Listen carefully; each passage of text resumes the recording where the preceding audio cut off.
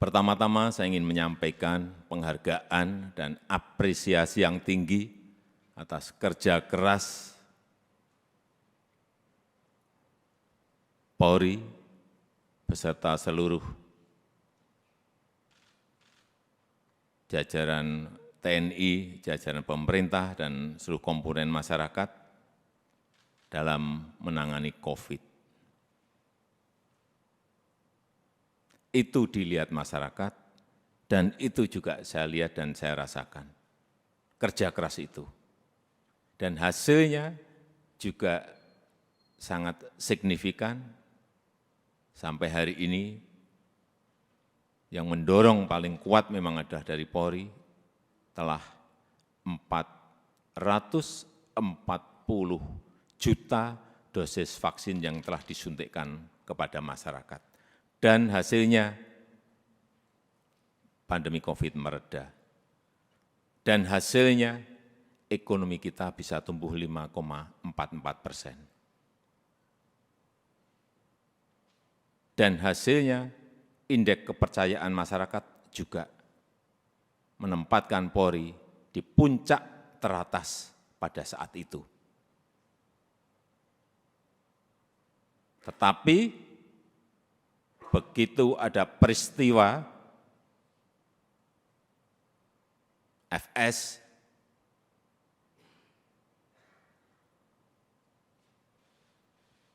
runyam semuanya dan jatuh ke angka yang paling rendah. Dulu dibandingkan institusi-institusi penegak hukum yang lain tertinggi, sekarang saudara-saudara harus tahu menjadi terendah. Ini yang harus dikembalikan lagi dengan kerja keras saudara-saudara sekalian. Di November itu masih 80,2, sangat tinggi sekali, bukan tinggi, sangat tinggi sekali. Sekarang kemarin Agustus berada di 54, jatuh, drop sangat rendah sekali.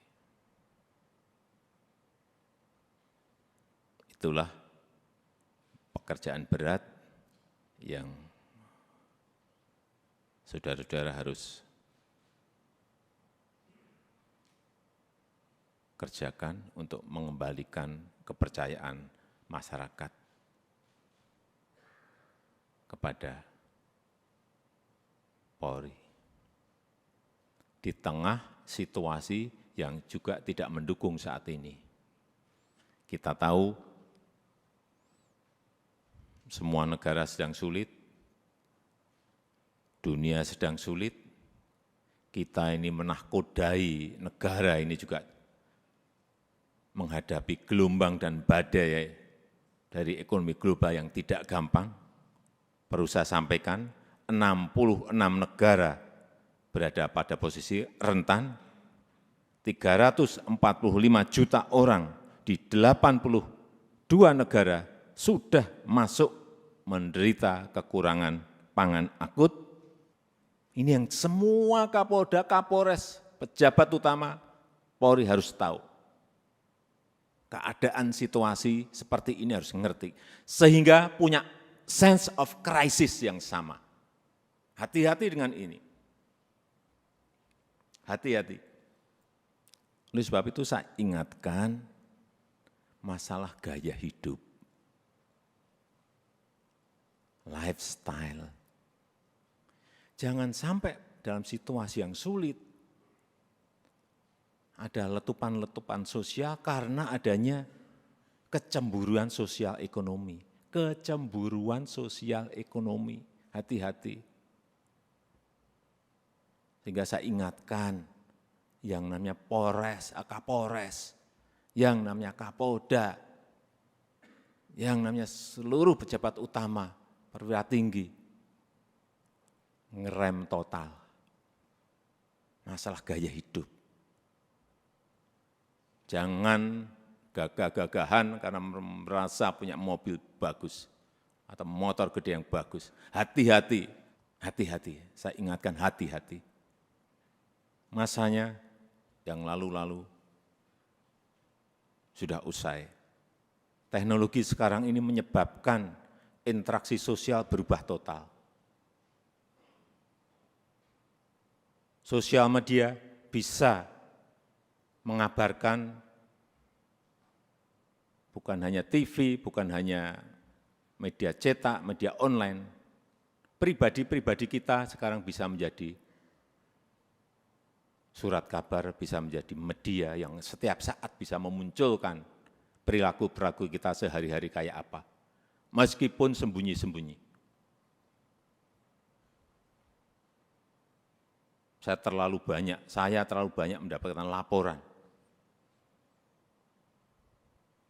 Sehingga kembali lagi, gaya hidup, urusan kecil-kecil, tetapi itu bisa mengganggu kepercayaan terhadap Polri. Urusan tadi, urusan mobil, urusan motor gede, urusan yang remeh-temeh aja. Sepatunya apa, bajunya apa, dilihat masyarakat sekarang ini.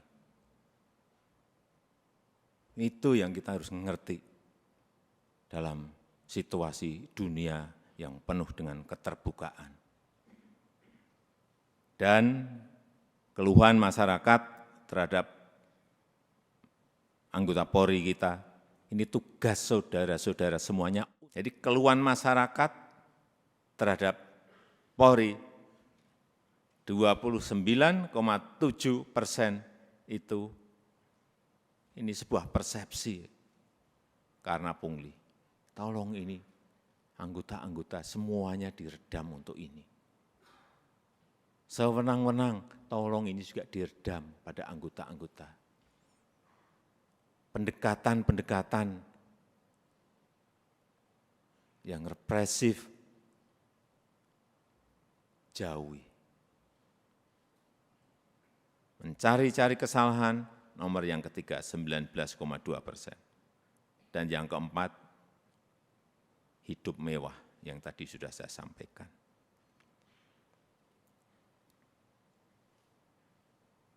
Karena Bapak, Ibu, dan saudara-saudara sekalian, itu adalah aparat penegak hukum yang paling dekat dengan rakyat, paling dekat dengan masyarakat, dan paling sering berinteraksi dengan rakyat.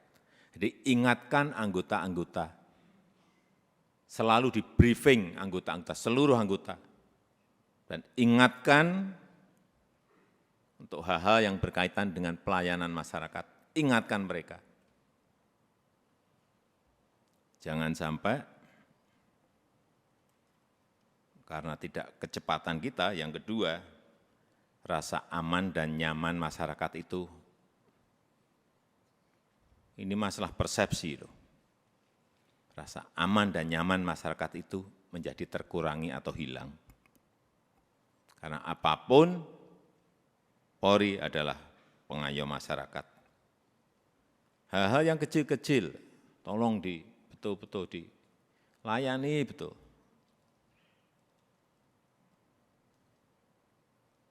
Masyarakat kehilangan sesuatu, harus direspon cepat.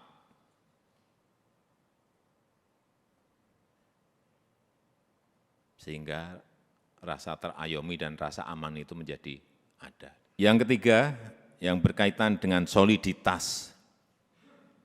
Jangan sampai ini, hati-hati, ini sudah masuk tahun politik.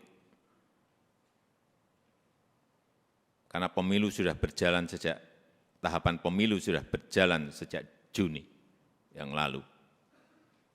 Harus ditunjukkan soliditas di internal Polri dulu. Rampung, kemudian soliditas Polri dan TNI, itu yang akan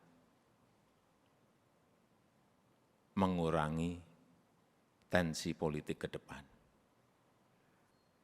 Soliditas. Harus ada kepekaan. Posisi politik ini seperti apa sih? Karena saudara-saudara adalah pimpinan-pimpinan tertinggi di wilayah masing-masing.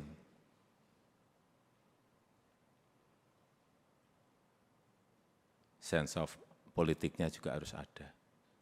Tidak bermain politik, tetapi ngerti masalah politik, karena memang kita akan masuk dalam tahapan tahun politik. Kalau dilihat, kembali lagi, kalau dilihat Polri solid, kemudian bergandengan dengan TNI solid,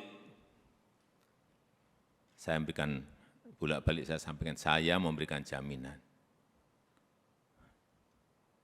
stabilitas keamanan kita, stabilitas politik kita pasti akan baik.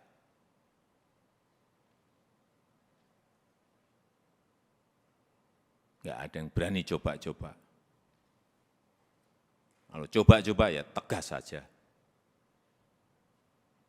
Yang keempat, yang berkaitan dengan kesamaan visi. Saya kira yang berkaitan dengan kebijakan organisasi, jangan terkesan kita itu gamang. Sebagai pemimpin-pemimpin di wilayah, baik itu di provinsi, kabupaten, dan kota, jangan gamang, apalagi cari selamat. Yakin sesuai dengan prosedur, yakin sesuai dengan SOP, yakin sesuai dengan undang-undang, lakukan. Visi, presisi, Pak Kapolri, saya minta juga tidak usah jelimet-jelimet, tolong disederhanakan, sehingga yang di bawah itu mengerti apa yang harus dijalankan. Apa sih kalau disederhanakan? Ya tadi yang Kapolri sampaikan tadi. Polri sebagai pelindung, Polri sebagai pengayom, dan Polri sebagai pelayan masyarakat. Intinya akan ke sana.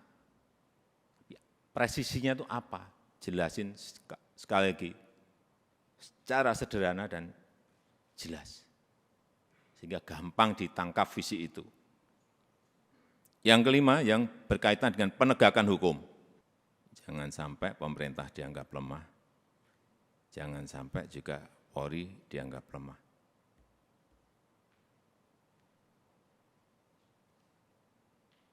Saya sudah perintahkan kepada Kapolri saat itu urusan judi online, bersihkan. Ya udah.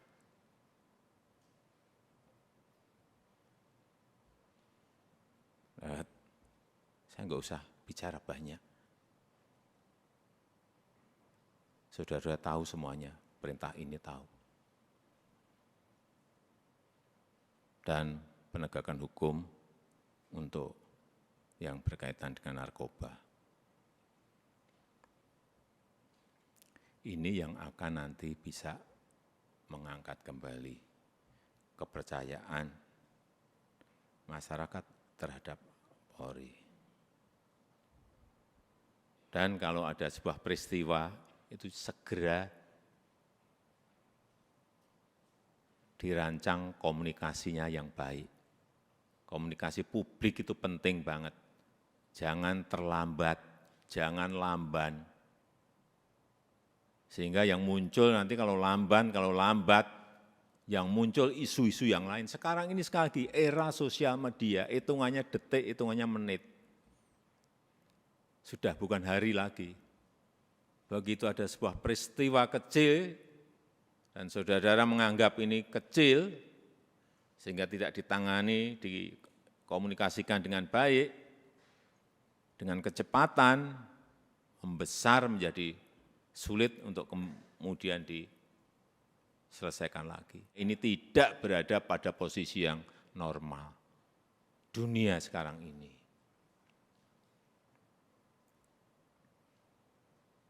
Sehingga gampang sensitif dan gampang tersulut.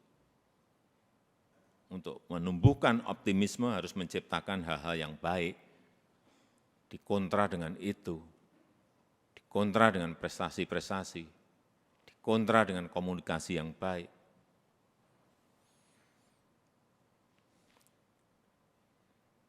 Saya rasa itu yang ingin saya sampaikan dalam kesempatan yang baik ini. Sekali lagi, saya sangat menghargai